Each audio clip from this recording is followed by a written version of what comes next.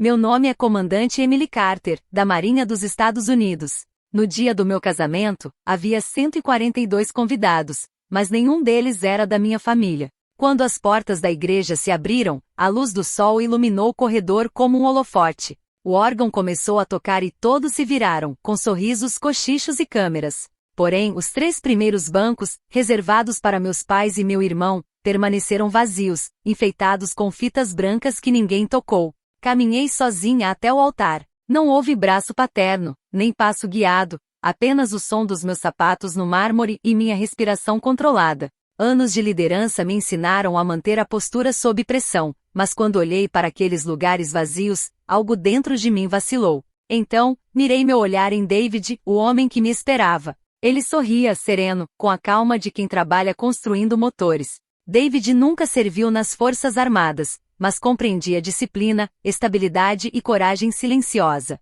Isso bastava. Quando cheguei até ele, ele segurou minha mão e por um momento, todas as ausências desapareceram. A cerimônia transcorreu como um relógio. O capelão, um antigo amigo da Marinha, falou sobre lealdade e resistência. Para mim, cada palavra pesava em dobro, porque eu sabia o que era resistir e continuar mesmo quando a família falhava. Quando chegou a hora dos votos, minha voz não tremeu. Já havia prometido tudo ao meu país. Prometer meu coração a David parecia quase simples. Depois dos aplausos, da música e dos cumprimentos, a noite virou festa, risos e champanhe. A família de David dançou, sua mãe me abraçou e sussurrou: "Agora você tem a gente." Era para ser consolo, mas doeu. Eu olhava para a porta, esperando que meu pai entrasse atrasado, inventando alguma desculpa. Ele não apareceu. Minha mãe e meu irmão também não. O último contato dele foi uma mensagem meses antes dizendo: "Não espere muito de nós." Mais tarde no hotel, sentados na varanda com vista para o porto, eu observava os navios iluminados ao longe. Bebi champanhe, mas tinha gosto de sal. Meu celular ficou ali, silencioso, sem mensagem alguma. David disse baixinho: "Você não precisa continuar esperando." Eu respondi que sabia, mas era mentira. Na Marinha aprendemos a esperar o pior, mas ainda assim esperamos o melhor. Ele colocou a mão sobre a minha.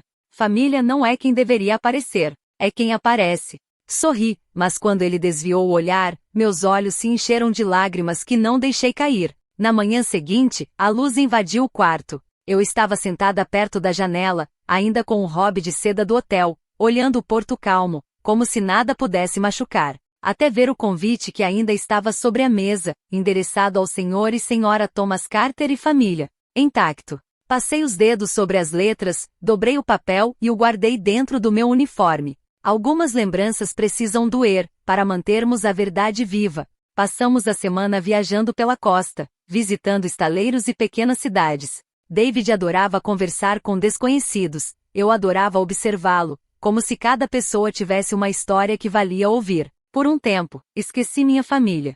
Mas quando voltamos para Norfolk, o silêncio me recebeu novamente. Eu não sabia como o silêncio podia pesar tanto até se tornar a única coisa que meus pais me davam. Os dias passaram. Joguei-me no trabalho, treinando recrutas, revisando relatórios, orientando jovens oficiais que me lembravam de quem eu fui um dia.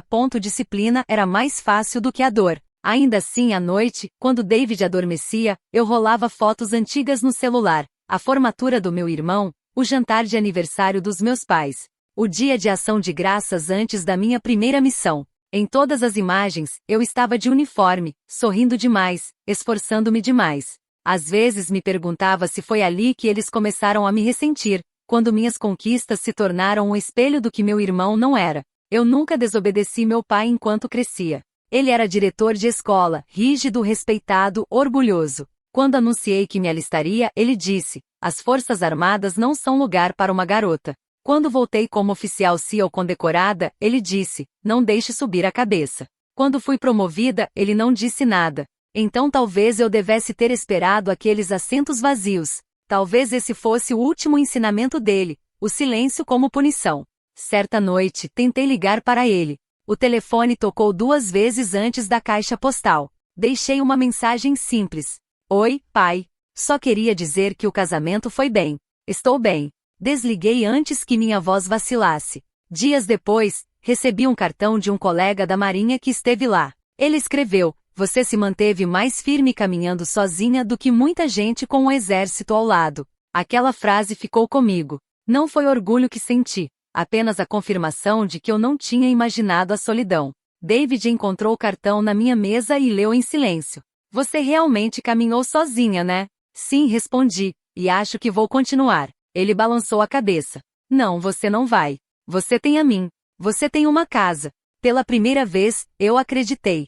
Achei que talvez, só talvez, o silêncio da minha família fosse se tornando ruído de fundo, uma ferida que não se abriria novamente. Eu estava errada. Porque semanas depois, quando eu menos esperava, o silêncio se quebrou com uma única mensagem do meu pai. Tão absurda, tão descarada, que precisei ler 2 vezes. Precisamos de $8.400 para o casamento do seu irmão. Você sempre foi a responsável. Fiquei olhando para a tela, incrédula. Depois de meses sem um telefonema, sem um parabéns, ele falava comigo para pedir dinheiro para o casamento do meu irmão.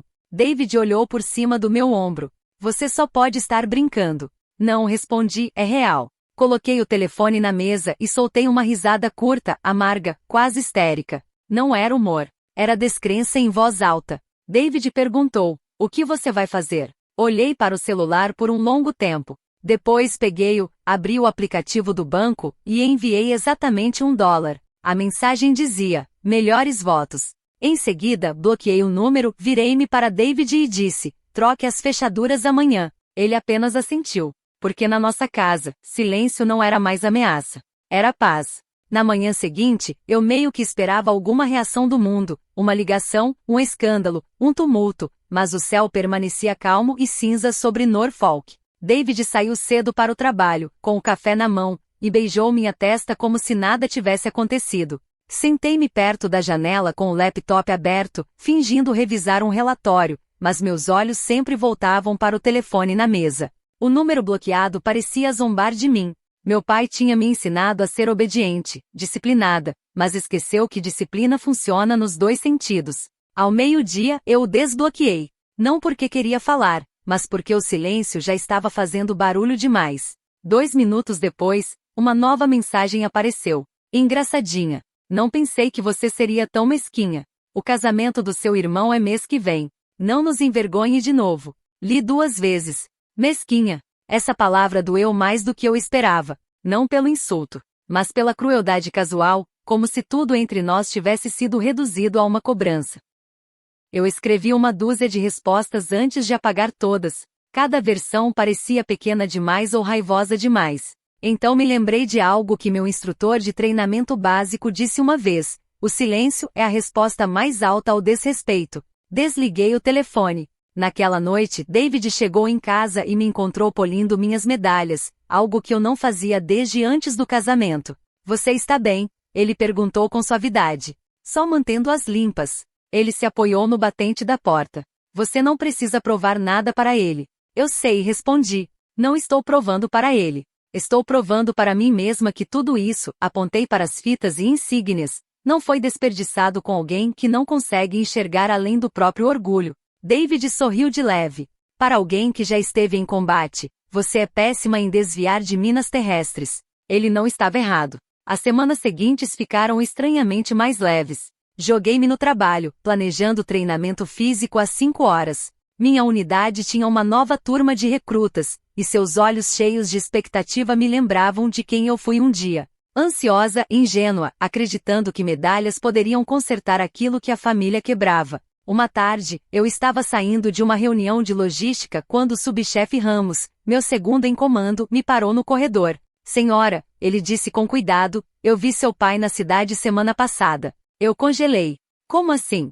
Ele estava por aqui. Quis saber em qual base você estava. Perguntou para alguns contatos antigos da Marinha. E você soube disso como? Ramos baixou o olhar. Ele passou na cafeteria perto dos docks. Perguntou sobre você. Disse que era assunto de família. Respirei fundo. Você não disse nada, disse. Ele balançou a cabeça rápido. Claro que não, senhora. Bom, saí antes que ele perguntasse mais. Meu pai havia cruzado uma linha. Não com a polícia, nem com dinheiro, mas com controle. O mesmo controle que ele usou quando eu tinha 16 anos e me fez cancelar o baile da escola porque minha nota caiu um único ponto. O mesmo controle que o fez esconder minha carta de aceitação para Nápoles por 3 semanas antes de entregá-la, dizendo apenas: "Você vai se arrepender." Naquela noite, não consegui dormir. Fiquei na cozinha, encarando a luz da geladeira e ouvindo a chuva batendo na janela. David entrou em silêncio, esfregando os olhos. "Você está pensando nele de novo." "Estou tentando não pensar", respondi, mas é como se ele tivesse me treinado para esperar o próximo comando. David se inclinou no balcão. "Então se destreine. Você não é mais a soldada dele." Sorri de leve. "Não, eu não sou." Na manhã seguinte, fui à capela da base antes do amanhecer. Não fui rezar por ele ainda, mas para me firmar. O capelão, um velho fuzileiro naval que conheço desde minha primeira missão, me viu sentada sozinha. "Comandante Carter", ele disse, sentando ao meu lado. "Você parece alguém lutando uma guerra que não está nos relatórios." Suspirei. "Como adivinhou?" "Porque você está de uniforme antes das 6 horas e não está segurando café." Sorri sem querer. Ele esperou e então disse: "Algumas batalhas não são sobre vencer. São sobre manter o coração vivo. Sinto que estou perdendo os dois." Ele assentiu. "Você vence quando parar de precisar que ele entenda." Uma semana depois, recebi um envelope escrito à mão. Não foi mensagem. Não foi e-mail. Uma carta. A caligrafia dele, firme e exigente. "Emily, você esqueceu de onde veio. Seu irmão e eu estamos com dificuldades, e você está aí fingindo ser melhor que nós. Pode ficar com suas medalhas. Vai morrer sozinha com elas. Pai." Sem saudação, sem despedida, sem carinho. Apenas isso. Dobrei a carta 1, 2 vezes, e a coloquei na gaveta da cozinha, sob os talheres. Não rasguei. Não queimei. Apenas me recusei a dar importância. Naquela noite, contei tudo a David: a cafeteria, a carta, o passado. Ele ouviu em silêncio e perguntou: "Então, o que você quer fazer?" "Nada", respondi. "Ele quer reação.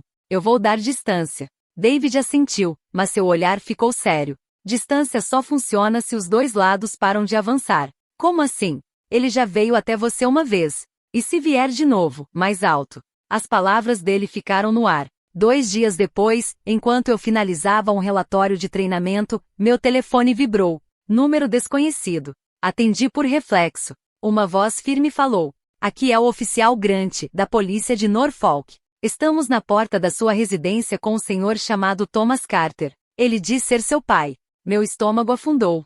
"Por quê?" perguntei, tentando soar controlada.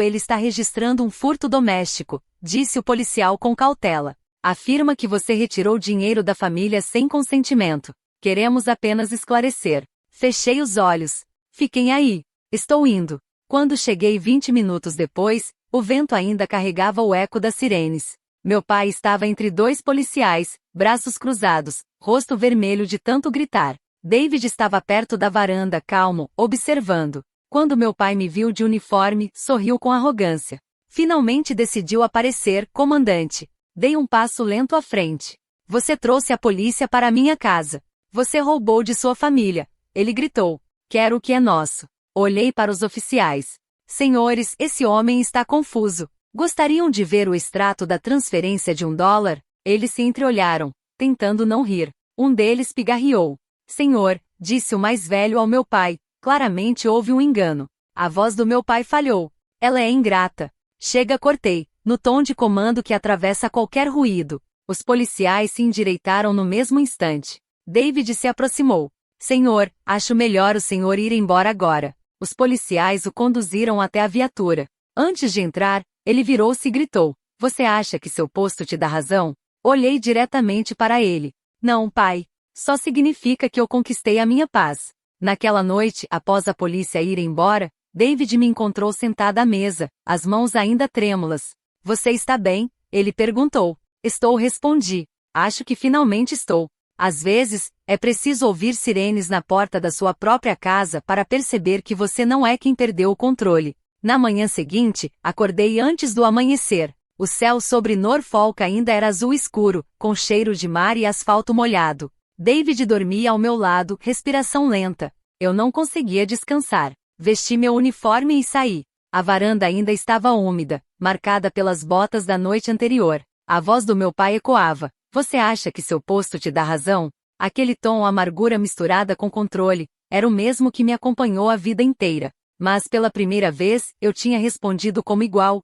como alguém que não precisava mais de permissão para existir inteira. Mesmo assim doeu. Não se desaprende 30 anos de querer a aprovação de um pai da noite para o dia. Às 7 horas, apresentei-me na base. O subchefe Ramos levantou o olhar quando entrei na sala de operações. Sem o sorriso habitual. Bom dia, senhora. Soube do que aconteceu. Tenho certeza que todos souberam, respondi, largando a pasta na mesa. Vamos trabalhar. Ele hesitou. Pelo que eu vi, a senhora lidou com a situação como uma profissional. Sorri de leve. Bom, porque é isso que eu sou. Seguimos para a reunião. Mas senti o peso dos olhares, dos murmúrios contidos, das perguntas não ditas. Por que o próprio pai chamaria a polícia? Às 11 horas, saí e fui até a capela da base. Estava vazia, exceto pelo capelão. Ele me olhou. Semana difícil, comandante. Sentei no último banco. Pode dizer isso. Quer conversar? Não exatamente. Mas não consigo parar de reviver tudo. Ele assentiu. Feridas de família não respeitam patente, não é? Não, senhor. Elas superam todas. À noite voltei para casa. David fez o jantar, o jeito dele de dizer estamos bem. Tentei comer, mas o apetite não veio. Ele finalmente disse com cuidado, talvez você devesse ligar para sua mãe. That evening, as the light faded, he realized he was to think about my father. He was to reply in his voice, or calculating how to prove myself again. He was just briefing. De que felt familiar, like stepping into a room he had always been told was off limits. David opened the screen door behind me and sat down, not touching, just close enough to be present. After a long time, spoke. You look like there. Maybe. We watched the horizon shift from orange to violet. A soft wind moved through the trees. For a moment, everything was still. Do you think he'll try to contact you again? David asked. Yes, he said. He always does. Control doesn't end because the room goes quiet. And what will you do? He took a slow breath. The same thing he did at that door, he said. Stand my ground. The porch light clicked on automatically as the sun disappeared. A small, ordinary grace. For the first time, he felt like he belonged in my own life. Not as someone's daughter. Not as a soldier avoiding her own wounds. But as a woman who stopped shoving up to battles she no longer needed to fight. The silence that followed was tense. It was mine. David me trouxe uma xícara de café e sentou ao meu lado. No que você está pensando? Ele perguntou. Que algumas pessoas tentam te quebrar porque não conseguem se curvar, respondi baixinho. Mas eu não vou quebrar. Não por ele. Ele sorriu. É assim que eu gosto. 2 dias depois, recebi um e-mail do setor jurídico da Marinha. Era um aviso de cortesia. Aparentemente meu pai havia aberto uma queixa informal no estado por assédio psicológico e retenção de bens familiares. Não tinha peso legal nenhum, era só mais uma tentativa de manchar minha reputação. Eu ri quando li, não porque fosse engraçado, mas porque finalmente eu tinha parado de me importar. Dessa vez, eu não chorei, não tremi, nem sequer chamei o David. Apenas respondi com uma frase ao oficial jurídico, sem ação necessária. Questão familiar resolvida. Depois saí, fiquei debaixo do sol da tarde e respirei o mais profundamente que já tinha respirado em anos. O ar era quente, salgado e verdadeiro. Pela primeira vez, eu me senti intocável. A repercussão não veio imediatamente. Nunca vem. Ela se infiltra devagar, através de sussurros, de ligações que deixam de acontecer, de parentes que preferem não se envolver.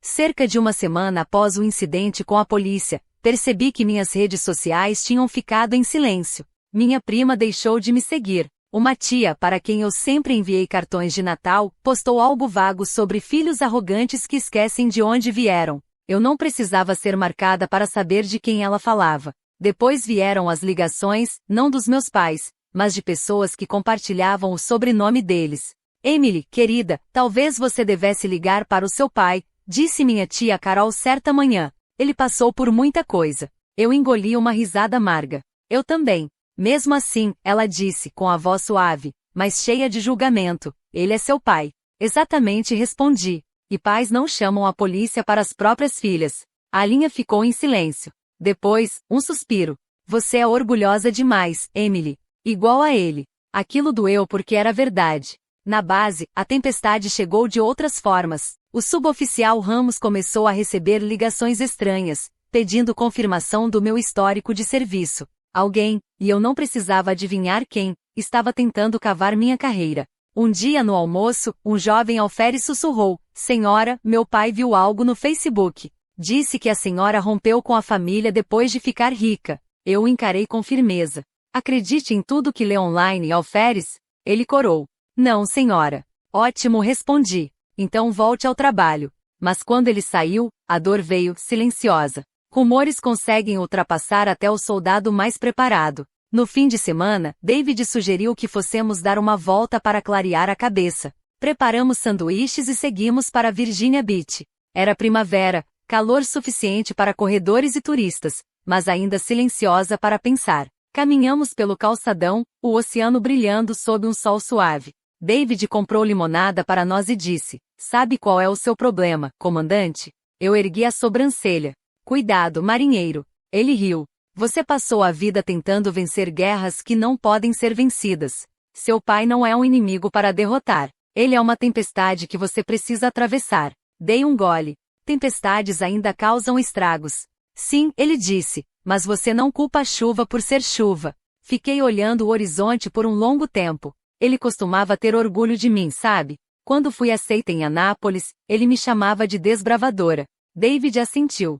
E então? Acho que ele percebeu que eu estava abrindo um caminho onde ele não podia me seguir. Quando chegamos em casa naquela noite, encontramos um envelope colado na caixa de correio. Meu estômago apertou antes mesmo de tocar nele. Era da minha mãe. A caligrafia era suave, cuidadosa, como se ela temesse que eu rasgasse sem ler. "Emily, eu sei que as coisas foram longe demais. Seu pai está com raiva, mas no fundo está envergonhado. Ele não sabe como falar com você. Por favor, ligue para nós. Com amor, mamãe." Nenhum pedido de desculpas. Nenhum reconhecimento do que ele fez. Apenas um pedido para eu tornar tudo mais fácil para ele de novo. Dobrei a carta e a deixei no balcão. David observava em silêncio do outro lado da cozinha. "Você não vai ligar, vai?" "Não", respondi suavemente.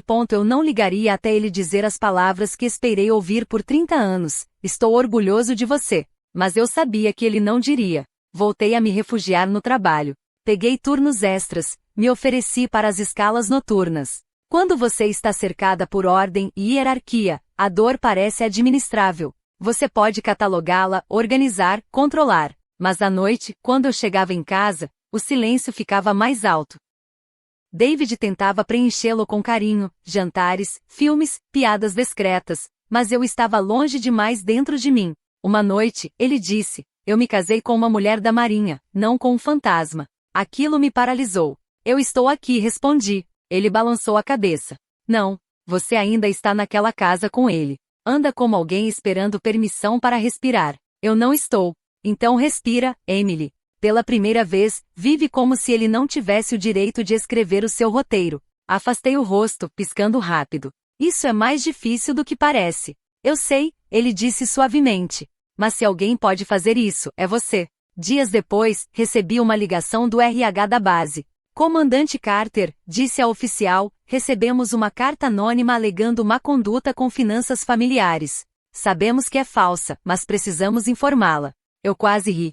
"Posso adivinhar quem enviou?" "Sinto muito, senhora. Temos que protocolar, mas será descartado." Agradeci, desliguei, e fiquei em silêncio. Lá estava, mais um ataque. Mas em vez de raiva, senti uma calma inesperada. Era seu último truque, tentando manchar aquilo que ele não podia controlar. Naquela noite, corri pela orla. O ar estava frio, a água refletia as luzes da cidade como estrelas dispersas. Cada passo parecia tirar um peso, expectativa, culpa, vergonha. Ao voltar para casa, abri meu caderno e escrevi uma única linha: "Família não significa obediência. Significa respeito." 2 semanas depois, recebi uma mensagem de um número desconhecido: "Você virou todos contra mim. Espero que esteja feliz." Sem assinatura, mas eu sabia quem era. Fiquei olhando para as palavras por um bom tempo. Depois, apaguei a mensagem e bloqueei o número novamente. Fiz uma xícara de chá, fui até a varanda e observei a rua silenciosa. Ao longe, ouvi o apito de um trem, profundo, triste, desaparecendo na distância. Sussurrei para mim mesma: "Deixe ir." E pela primeira vez, eu realmente quis dizer aquilo. Na manhã seguinte, algo pequeno, mas poderoso, mudou dentro de mim. Acordei antes do alarme, fiz o café e preparei o almoço do David antes mesmo que ele descesse. Ele me olhou surpreso. Está tudo bem? Acho que sim, respondi. Pela primeira vez em muito tempo. Ele sorriu. Então o que mudou? Eu parei de lutar contra fantasmas, disse simplesmente. Eles não podem me ouvir de qualquer forma. No domingo fui à igreja novamente, pela primeira vez desde o casamento. Sentei no último banco e apenas ouvi. Não por perdão, nem por respostas, apenas pelo silêncio. E naquele silêncio, encontrei algo que parecia quase paz. Eu não precisava da validação deles. Não precisava do pedido de desculpas. Eu só precisava acreditar que eu era suficiente. E pela primeira vez, eu acreditei. O verão chegou a Norfolk pesado, cheio de calor e de um perdão que eu ainda não podia oferecer. O ar cheirava a grama cortada e asfalto quente. David e eu criamos pequenas rotinas, sábados na feira, caminhadas à beira do porto ao entardecer. Eu usava o cabelo solto com mais frequência, ria com mais facilidade, aprendi os nomes do casal idoso que balançava na varanda ao anoitecer. A paz agora tinha uma forma, e essa forma era a vida comum. Então, o pastor da minha cidade natal ligou. Eu reconheci o número antes de atender. Eu não falava com o pastor desde antes do casamento, desde a orientação pré-nupcial que ele tinha oferecido com café, escritura e bom senso. Naquela época, ele havia perguntado com gentileza se eu achava que meu pai compareceria. Eu disse que sim. Acreditei nisso como quem acredita no nascer do sol. Comandante Carter, ele disse, colocando meu posto entre nostalgia e respeito. Você tem um minuto? Tenho, respondi, firmando a voz contra seja lá qual fosse a notícia que ele carregava. Eu odeio ser o portador disso, disse ele, mas o casamento do seu irmão foi adiado, possivelmente cancelado. Sentei-me na cadeira da cozinha e encarei o cartão postal do Atlântico preso na geladeira com um ímã em forma de âncora. Por quê? Houve uma pausa, como se ele escolhesse o caminho mais suave. Dívidas, mais do que a noiva sabia. Contas atrasadas. Um carro que ele disse estar quitado, mas não está. E outra pessoa que acredita também estar noiva dele. Soltei um suspiro que soou como confissão. Isso parece com ele. Não estou ligando para fofocar, o pastor acrescentou. Os negócios do seu pai também vão mal, dívidas fiscais. Um contratado que não foi pago. Ele está orgulhoso demais, Emily. Orgulhoso demais para pedir ajuda. Ele diz que é a vítima. Mas eu acho que ele está se afogando. As palavras deveriam ter soado como alívio, talvez como um tipo de justiça tardia. Mas bateram no meu peito como pedras. O que o senhor quer que eu faça? Perguntei. Nada com que você não possa viver, ele respondeu. Às vezes uma tempestade só precisa de um lugar seco para passar. Ele fez uma breve pausa. Você consideraria orar por ele? Não para ele mudar, mas para você mudar. Depois que desligamos, fiquei olhando pela janela para a rua tremeluzindo sob o calor. Em algum lugar, um cortador de grama roncava. Uma criança ria 2 casas adiante. Eu não era santa, nem mesmo frequentadora assídua da igreja. Mas apoiei as mãos sobre a mesa e murmurei uma oração desajeitada. Meio pedido, meio rendição. Deus, eu não quero que ele sofra, eu disse no silêncio. Eu só quero que ele pare de me machucar. À noite, contei tudo a David. Ele colocou 2 pratos na mesa e ouviu sem interromper, como quem escuta um motor cuja falha só alguns conseguem perceber. Então ele disse com cuidado, você sente vontade de ir lá vê-lo? Balancei a cabeça. Se eu for agora, vou virar o resgate. E eu não vou ser isso de novo. Você tem o direito de se proteger, ele respondeu. Proteção não é vingança. É cuidado. Eu sorri com a palavra. Fazia meu coração parecer algo que eu poderia gerenciar. Planilhas e manutenção, não feridas abertas. Uma semana depois, chegou outra carta. Dessa vez na caligrafia inclinada da minha mãe. Ela escreveu que a noiva do meu irmão havia saído do apartamento. Que fornecedores estavam ligando. Que o banco tinha preocupações. Nas entrelinhas, ela escreveu que estava com medo. Li a carta nos fundos de casa, enquanto o fim da tarde esfriava e as azaleias tremiam com a brisa. Eu podia ver o rosto dela como se estivesse sentada comigo, o batom cuidadosamente aplicado, os olhos quietos que sempre olhavam para baixo antes de olhar para cima. Ela era especialista em fingir que crises eram apenas tarefas complicadas. Eu a amava, e ao mesmo tempo a ressentia por sempre me fazer segurar o mundo inteiro. Não respondi. Não para fazê-la sofrer, mas porque cada resposta minha virava uma confissão. Eu vou resolver. Eu precisava desaprender esse reflexo como se desaprende a puxar o gatilho errado.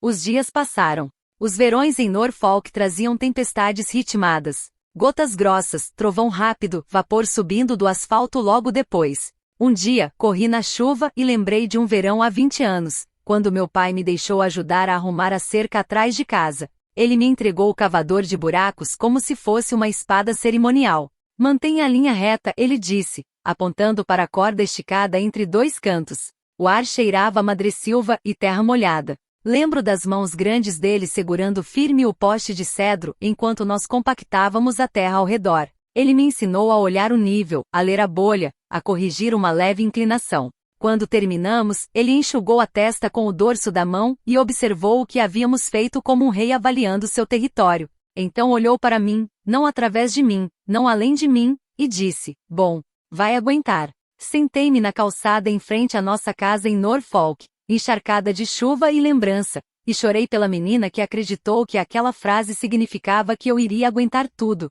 Por anos eu aguentei. Fui o nível, a linha, o peso firme contra qualquer inclinação. Mas cercas não seguram tudo. Filhas também não. 2 semanas depois, o pastor ligou novamente. Seu pai pediu para dizer que quer falar com você. Ele disse que não vai pedir desculpas. Pediu que eu deixasse isso claro. Mas pediu que eu dissesse que ele está cansado. Cansado. O homem que eu conhecia funcionava à base de orgulho, café e a convicção de que sentimentos dos outros eram exageros. Aquela palavra não combinava com ele. Me desarmou. Obrigada, eu disse ao pastor, por ser a ponte sem me empurrar para atravessá-la. Ele riu baixinho.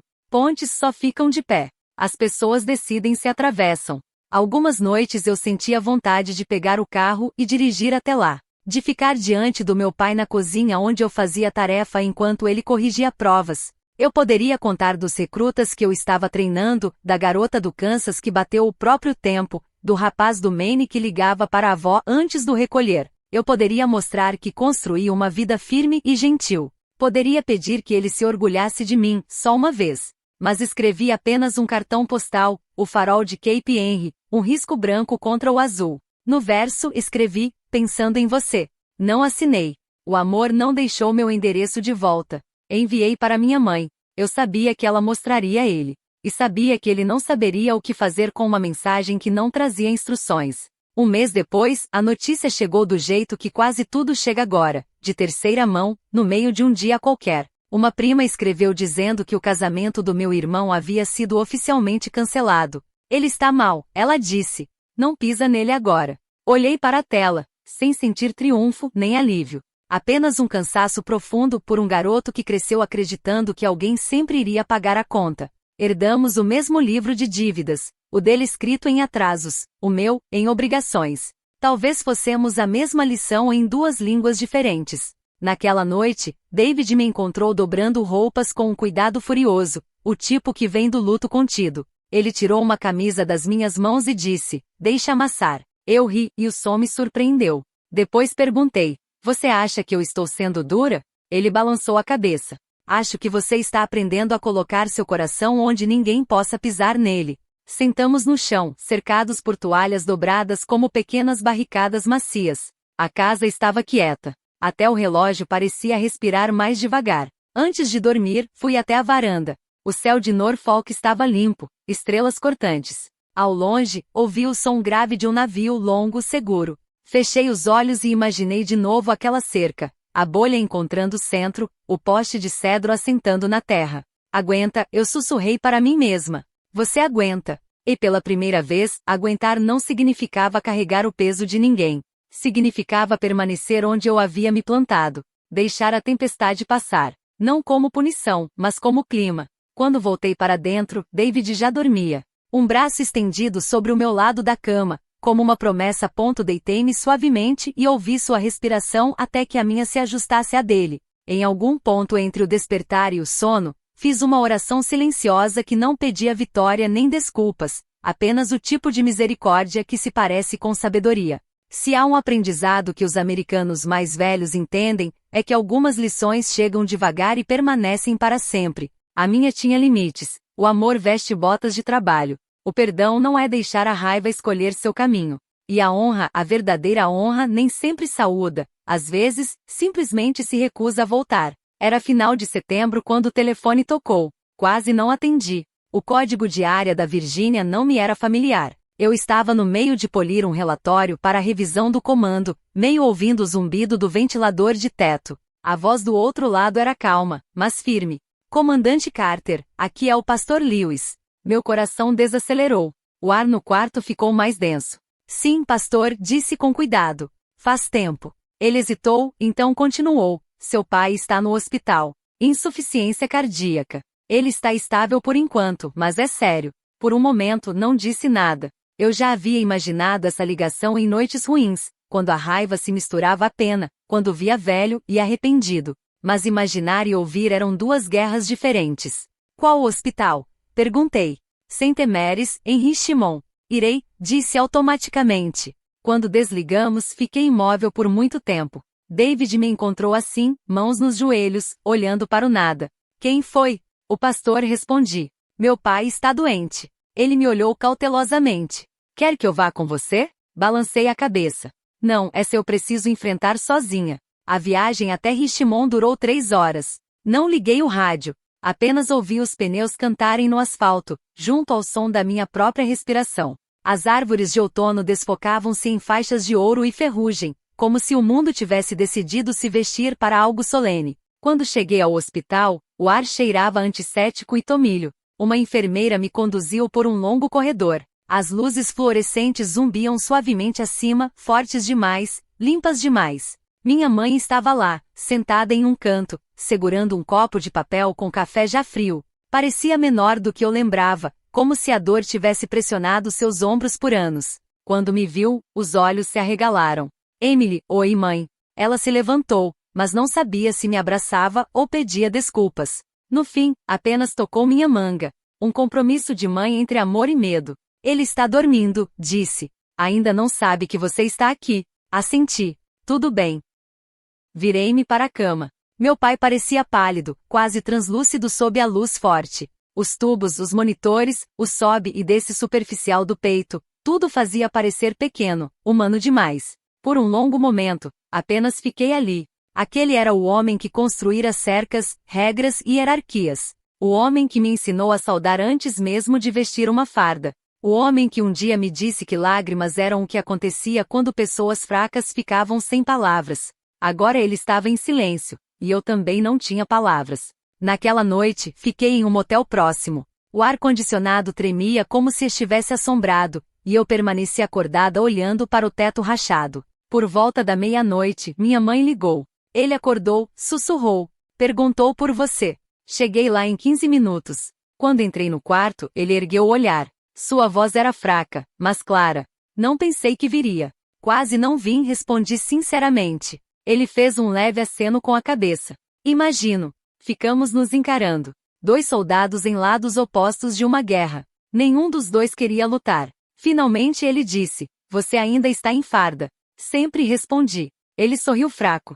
Sabia que você faria algo de si mesma. Só não esperava que fosse tão longe de nós. Você me empurrou longe, pai. Olhei para o lado. Eu estava tentando te tornar forte. Você conseguiu, disse suavemente. Mas também me deixou sozinha. Isso silenciou. Os monitores apitavam constantemente, preenchendo o espaço entre nós. Depois de um tempo, ele disse, nunca te odiei. Eu sei, respondi. Só não sabia como amar alguém que não podia controlar. Essas palavras, cruas, humanas e desajeitadas, abriram algo dentro de mim. Sentei-me ao lado da cama e segurei sua mão, a mesma que um dia bateu na mesa quando disse que iria entrar para a marinha. A mesma que segurou o martelo para construir aquela cerca tantos anos atrás. Você não precisa mais me controlar, sussurrei. Só precisa descansar. Ele assentiu, olhos vidrados, lágrimas contidas. Na manhã seguinte, ajudei minha mãe a preencher alguns formulários do hospital. Ela continuava se desculpando por coisas que não nomeava e a polícia, as cartas, o silêncio. Eu devia ter parado, ele disse. Você não podia, respondi suavemente. Ninguém podia. Ele precisava se conter sozinho. Quando ela se afastou para esconder as lágrimas, coloquei na mão dela o antigo anel do meu pai, aquele que ele usava quando ensinava fora da mesa. Estava riscado, opaco e pesado. Uma enfermeira entrou. Comandante Carter, disse suavemente, reconhecendo-me pela identificação. Ele nos contou que você é militar. Tem contado histórias sobre você para a equipe. Histórias? Perguntei. Ela sorriu. Sua filha é mais dura que metade da marinha. Ela o orgulha. Não chorei ali, mas ao sair para o corredor, encostei-me à parede, fechei os olhos e deixei o peso daquela palavra assentar-se em mim. Orgulha. Naquela noite, antes de voltar para Norfolk, fui vê-lo mais uma vez. Ele estava meio adormecido, pálido, mas em paz. Abriu um olho, já cansado.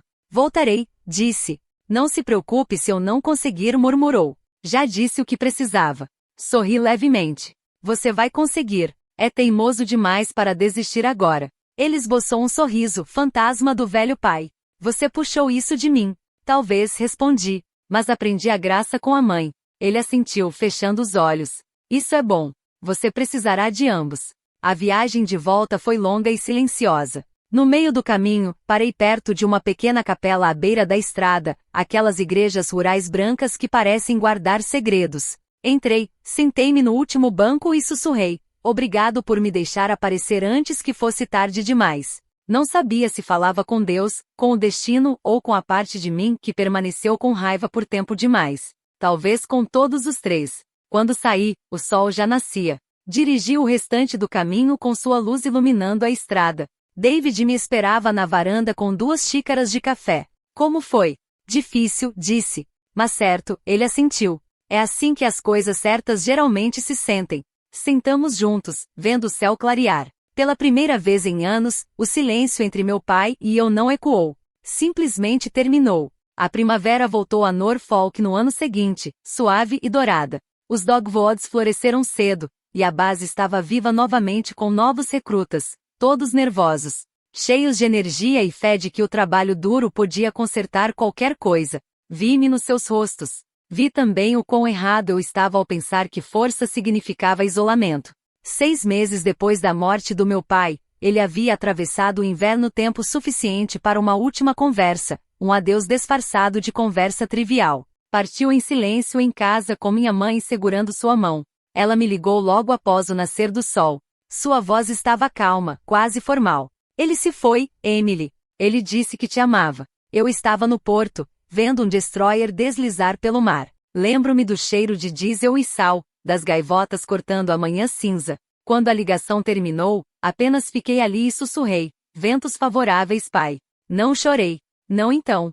O funeral foi pequeno, como ele queria. Vesti o uniforme branco da marinha, a pedido da minha mãe. Alguns parentes não encontraram meus olhos, outros o fizeram com algo entre vergonha e gratidão. Eu não precisava de nenhum dos dois. Apenas permaneci em posição de sentido quando o capelão falou e ouvi tocar os clarins. Depois da cerimônia, ajudei minha mãe até o carro. Ela parecia frágil, como se o último ano a tivesse envelhecido uma década.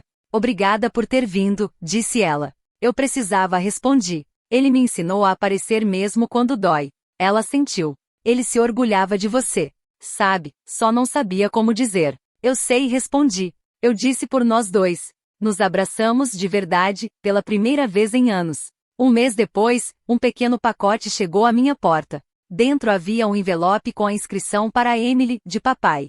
A caligrafia era fraca, mas inconfundível, cada letra pressionada com força, como se ele estivesse gravando as palavras no papel. Emily, se você está lendo isto, provavelmente fiquei sem tempo. Não sei como pedir desculpas direito. Sempre pensei que desculpas fazem um homem parecer pequeno. Mas talvez ser pequeno seja onde o perdão começa. Você estava certa em se manter firme. Você estava certa em se afastar. Eu tentei criá-la forte. Você acabou mais forte do que eu podia suportar. Chamei a polícia porque não consegui me responsabilizar. Diga ao seu marido que eu o respeito. Ele ficou ao seu lado do jeito que eu deveria ter feito. Você fará melhor do que eu. É isso que todo pai deveria querer. Papai. A carta tinha um leve cheiro de óleo de motor da oficina dele. Eu imaginei. Li 3 vezes, dobrei-a e coloquei na gaveta da minha escrivaninha, ao lado das minhas medalhas. Não acima, nem abaixo, ao lado delas. Iguais. Aquele verão, a vida começou de novo de pequenas formas ordinárias. Minha mãe começou a ligar todo domingo à noite só para conversar. Perguntava sobre o trabalho do David, sobre os novos recrutas, sobre meu jardim. O riso dela pelo telefone soava mais leve, mais livre. Uma noite, disse, acho que ele ficaria feliz em nos ver assim. Também acho, respondi. David e eu começamos a organizar churrascos para os vizinhos. Às vezes, quando a churrasqueira soltava fumaça e as crianças corriam pelo quintal com fogos de artifício, me pegava olhando para cima, meio que esperando ver meu pai encostado na cerca, uma cerveja na mão, fingindo não sorrir. A dor não desapareceu, mas mudou. Tornou-se mais silenciosa, mais suave, menos uma ferida e mais uma cicatriz marcada pelo tempo, lembrando-me de que eu tinha sobrevivido a algo importante. Num sábado, fui convidada para falar na formatura de uma escola local. A diretora me apresentou como comandante Emily Carter, Navy SEAL, filha da cidade. Os aplausos me surpreenderam.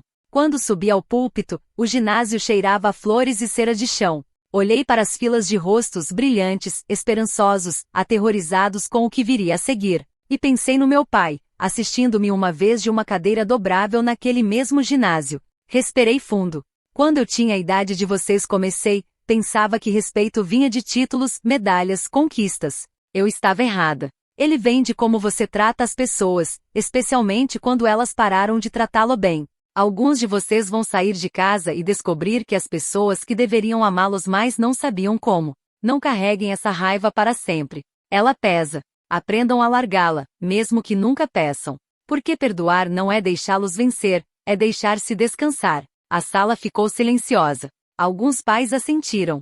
Uma menina na primeira fila enxugava os olhos. Sorri e disse, e liguem para suas mães. Elas se preocupam mais do que imaginam. O riso que seguiu parecia raios de sol rompendo as nuvens. Naquela noite, fiquei novamente na varanda, café na mão, vendo os postes de luz acenderem. David se juntou a mim, envolvendo meu ombro com o braço. Você falou bem hoje, disse. Obrigada, respondi. Só contei o que gostaria que alguém tivesse me contado antes. Ele olhou para o céu. Seu pai teria gostado desse discurso. Talvez, disse, ou talvez ele teria me pedido para encurtar. Rimos juntos. Então sussurrei quase para mim mesma, acho que ele finalmente me ouviu, onde quer que esteja. David apertou meu ombro. Você acha que ele está orgulhoso agora? Olhei para as estrelas silenciosas. Sim, disse. E eu também estou. Uma semana depois, me vi de volta à igreja onde me casei, sem familiares nos bancos. Desta vez, estava cheia de amigos, colegas e vizinhos. Uma das minhas recrutas ia se casar e me pediu para levá-la ao altar, já que o pai não poderia comparecer. Quando a música começou, caminhei com ela pelo corredor. Estou nervosa, sussurrou. Sorri. Então você está fazendo certo. Ao chegarmos ao altar, ela apertou minha mão. Obrigada por aparecer. Suas palavras me atingiram mais forte do que eu esperava. Obrigada por aparecer. Era tudo que eu sempre quis do meu pai, de qualquer pessoa. E agora eu entendia. Às vezes, a forma de curar é sendo a pessoa de que um dia você precisou. Naquela noite, enquanto o sol se punha no horizonte, fiquei sozinha fora da igreja. O céu queimava em tons de ouro e rosa, as mesmas cores que moldaram meu próprio dia de casamento anos atrás. Sussurrei para a luz que se apagava, eu te perdoo, pai, e também me perdoo. Então me virei e caminhei em direção ao carro, onde David me esperava, o futuro aberto como um mar calmo. Se alguém já te fez sentir invisível à sua própria mesa, espero que você ainda lhe reserve um lugar. Não por eles, mas por você.